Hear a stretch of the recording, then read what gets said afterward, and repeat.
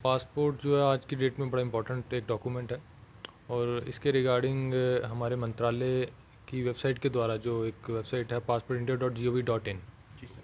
मैं सभी से यही रिक्वेस्ट करूँगा जो एप्लीकेंट जो भरना चाहते हैं कि इसी वेबसाइट पे जाके अपना ऑनलाइन एप्लीकेशन भरना है और उसमें आपको कौन कौन सा डॉक्यूमेंट आपको लगाना है और आपका ऑप्शन है जैसे आप 10th का सर्टिफिकेट जो है डेट ऑफ बर्थ सर्टिफिकेट वो आप डिजिटली भी इनक्लोज कर सकते हैं। इसके अलावा आधार को भी डिजिटली इनक्लोज किया जा सकता है। अगर वो आप चीज़ें कर रहे हैं वहाँ पे तो आपको डॉक्यूमेंट यहाँ पे लाने की ज़रूरत भी नहीं है। अगर सपोज़ वो चीज़ें नहीं कर रहे हैं यू कैन अप्लाई, लेकिन उसके बाद यहाँ पे आके वेरिफिकेशन होगी ओरिजिनल डॉक्यूमेंट्स की। और डॉक्यूमेंट्स हमें क्या क्या चाहिए वो थोड़ा सा मैं बताऊँगा आपको। जैसे एक हमें एड्रेस प्रूफ के रिगार्डिंग डॉक्यूमेंट चाहिए होता है, जैसे आधार हो गया, वोटर कार्ड हो गया या बैंक की कॉपी होगी। जी ये सर। एड्रेस के रिगार्डिंग हमारा एड्रेस प्रूफ आ गया। पैन कार्ड हो गया। हाँ, पैन कार्ड एड्रेस में नहीं आएगा, वो आइडेंटिटी कार्ड में आएगा। अभी आइडेंटिफिकेशन। सेकंड जो बोल रहा है आइडेंटिटी कार्ड एक प्रूफ रहना चाहिए जिसमें पैन भी आ सकता है, आधार भी उसमें हो सकता है। और इसके अलावा ईसीएनआर और ईसीआर दो कैटेगरी में पासपोर्ट रहते हैं। ये इसको मैं अगर सरल भाषा में बोलूँ कि एक पढ़े लिखे और एक जो पढ़ा लिखा नहीं है, तो जो 10th से ऊपर है उसको हमें ईसीएनआर कैटेगरी में कंसिडर करते हैं, इमिग्रेशन नॉट चेक रिक्वायर्ड में।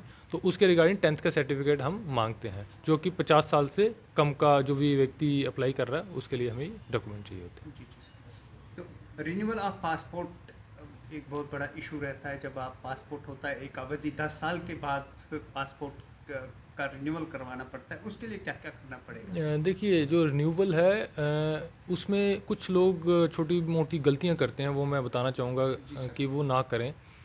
जो भी रिन्यूअल कर रहा है उसका पहले पासपोर्ट बन चुका है, जी तो वो जो पहला पासपोर्ट उसने बना हुआ है उसकी डिटेल उसमें देनी पड़ती है जब वो अप्लाई कर रहा होता है। मैंने देखा है खासकर कि कुछ लोग सोचते हैं कि हम फिर से भर रहे हैं तो हम नए फ्रेश में भर देते हैं। उससे क्या होता है, हमारे पास रिकॉर्ड जो रहता है उससे वो मिसमैच करता है कि इस बंदे ने हमसे सप्रेस करके इन्फॉर्मेशन फिर से एक पासपोर्ट ले रहा है। तो वो एक तरह का गलत चीज़ है जिसके कारण लोगों को परेशानी होती है, क्योंकि यहाँ पे अप्लाई करके चले जाते हैं, फिर जब हमारे सिस्टम से बाद में चेक होता है तो हम उसको देखते हैं कि इसमें कुछ मिसमैच है। जी। तो जब भी आप लोग जो हमारे एप्लीकेंट्स हैं जो अप्लाई कर रहे हैं अंडर रिन्यू करने के कैटेगरी रिन्यूअल। में, तो उसमें यही रिक्वेस्ट है कि भाई आप डिटेल प्रॉपर दीजिए।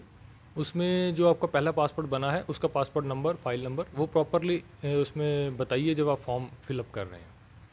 कितने दिन पर कितने लोगों को आप अकोमोडेट करते हो for renewal and for a new passport? Uh, अगर मेरे, क्योंकि हमारे जो दो पासपोर्ट ऑफिसर्स हैं जे&के में, एक जी जी जी। श्रीनगर में एक जम्मू में, मैं यहाँ बैठा, हम 10 डिस्ट्रिक्ट को कैटर कर रहे हैं यहाँ पे।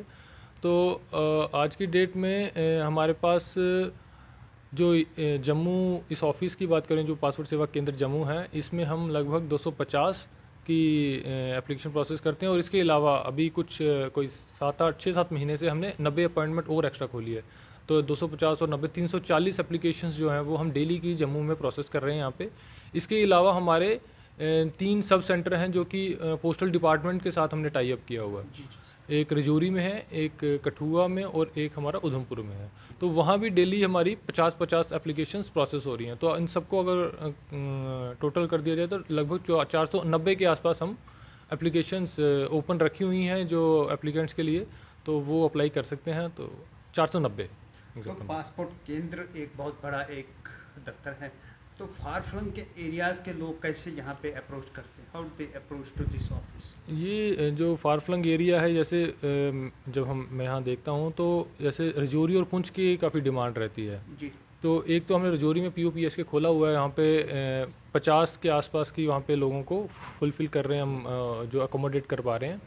उसके अलावा उनको यहाँ जम्मू या बाकी जैसे उधमपुर जाना पड़ेगा, क्योंकि उसके अलावा हमारे पास और फैसिलिटी है नहीं। जैसे पुंछ में हम पीछे हमने एक कैंप खोला था 2 दिन जी। के लिए, तो हम बस ये चेक कर रहे थे कि कितनी डिमांड है वहाँ पे। तो डिमांड तो बहुत है, तो आने वाले समय में भी हम कुछ और करें ताकि उन लोगों को और हम कैटर कर पाएँ। पासपोर्ट तत्काल सर्विसेज है पूरे देश भर में।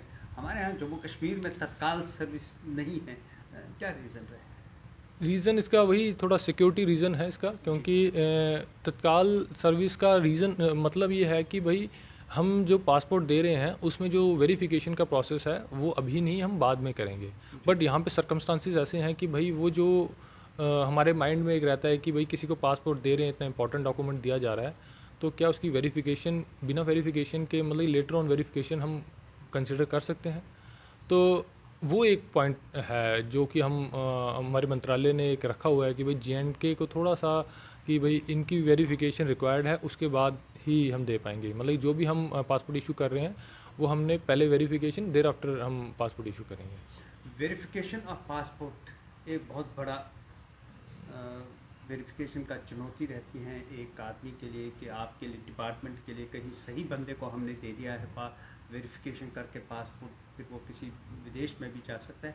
वेरिफिकेशन का कितना रोल रहता है एक पासपोर्ट के लिए? वेरिफ़िकेशन का बहुत इंपॉर्टेंट रोल है। ये मैंडेट जो है पुलिस और जो सीआईडी है हमारी, ये इसको कर रही है। और मैं वही बोल रहा हूँ, जो अब पहले तत्काल सर्विस ना होने का रीज़न है कि वेरिफ़िकेशन बड़ी इंपॉर्टेंट एक पैरामीटर है जिसकी वजह से हम पासपोर्ट दे रहे हैं। जी सर। तो सीआईडी और पुलिस बड़े अच्छे से इसका काम निभा रहे हैं। हाँ, इसमें ये हमेशा क्वेश्चन उठाया जाता है कि थोड़ा डिले हो जाता है, लेकिन डिले का रीज़न भी यही है क्योंकि उसमें प्रॉपर उसकी एक तह तक जाने की ज़रूरत रहती है, जो भी हम पासपोर्ट जिसको दे रहे हैं। तो उसमें मल्टीपल चैनल्स हैं यहाँ पे वेरिफ़िकेशन के, instead of if we compare with other states. यहाँ पे थोड़ा-सा सिस्टम डिफरेंट है वेरिफ़िकेशन का। उस वजह से थोड़ा-सा मतलब कि टाइम ज़्यादा लगता है, जो कि एक्चुअल में मिनिस्ट्री ने नॉर्म फिक्स किया हो, उसको हम शायद फुलफ़िल नहीं कर पाते हैं क्योंकि एक हमारा सिचुएशन ही एक डिफरेंट है रेस्ट ऑफ द कंट्री से। तो इस वजह से हमारा वेरिफ़िकेशन में थोड़ा-सा डिले होता है, लेकिन वो मैं डिले नहीं मानूँगा, वो एक पॉजिटिव वे में इसको लिया जाना बिल्कुल। चाहिए ताकि किसी ऐसे इंसान को पासपोर्ट ना मिल जाए जो कि बाद में हमारे लिए प्रॉब्लम क्रिएट ना हो जाए। जी, टाइम लिमिट क्या हो रहता है कि एक पासपोर्ट लेने के लिए?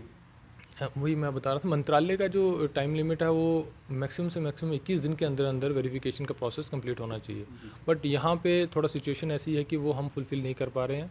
हालाँकि कुछ केसेस में हम कर भी रहे हैं, ऐसा नहीं मैं बोलूँगा कि बिल्कुल 0% होगा। हम कुछ केसेस में कुछ डिस्ट्रिक्ट हमारी फुलफ़िल कर रही हैं, बट लेकिन मोस्ट ऑफ़ द इसमें टाइम लग रहा है क्योंकि मल्टीपल चैनल्स की वजह से इसमें टाइम हमारे यहाँ जे.एंड.के में लग रहा है। सर, जाते-जाते क्या मैसेज दे देंगे आप जो नए पासपोर्ट लेने के लिए इच्छुक मैसेज रहते हैं? मैं इनको एक मैसेज देना चाहूँगा कि जो भी एप्लीकेंट पासपोर्ट लेना चाहता है, वो अपना फॉर्म खुद से भरे, जी सर। गाइडलाइन पढ़े जो हमारी वेबसाइट पे दी हैं, कौन से डॉक्यूमेंट्स चाहिए, और इंस्टेड कि किसी और के ऊपर बिलीव करके कि कोई और हमारा फॉर्म भर देगा, क्योंकि खुद भरेंगे एक तो गलतियाँ कम होंगी और बाकी चीज़ों से बचेंगे जो सिस्टम में बाहर चल रही हैं चीज़ें, उनसे एक थर्ड पार्टी का जो इन्वॉल्वमेंट रहता है उससे वो बच पाएंगे। तो और मैंने एक दो इंसिडेंट यहाँ पे हुए हैं, एक्चुअली मैंने देखा था अभी पीछे ही मेरे पास एक एप्लीकेंट आए थे, वो मैं शेयर करना चाहूँगा। सपोज़ कोई भी एप्लीकेशन फॉर्म भरता है, उसमें हम कुछ इन्फॉर्मेशन मांगते हैं जो एप्लीकेंट की होती है, जैसे ईमेल आईडी और फ़ोन नंबर। उस पे कम्युनिकेशन पासपोर्ट ऑफिस की तरफ से उस ईमेल और उस फ़ोन नंबर पे जाता है। तो अगर सपोज़ कोई साइबर कैफ़े या किसी और तीसरे बंदे के थ्रू वो अप्लाई करवा रहे हैं, तो इन्फॉर्मेशन क्या होगी, वो उसके पास जाएगी और उस इन्फॉर्मेशन का वो गलत तरीके से इस्तेमाल सकता है। करके उसको मिसलीड कर सकता है। तो मेरी यही रिक्वेस्ट है सबसे कि भाई जो भी फॉर्म भरना है खुद भरें, लेकिन पहली प्रायोरिटी ये भी रहना, खुद का फॉर्म है, खुद की नॉलेज जिसको जितनी है उसको खुद भरना चाहिए। पढ़े लिखे बंदे तो खुद ही भरना चाहिए। तो ये मेरा मैसेज रहेगा कि किसी भी तरह का अगर फ्रॉड से बचना चाहते हैं आप लोग, तो बेटर है अपना फॉर्म खुद भरें।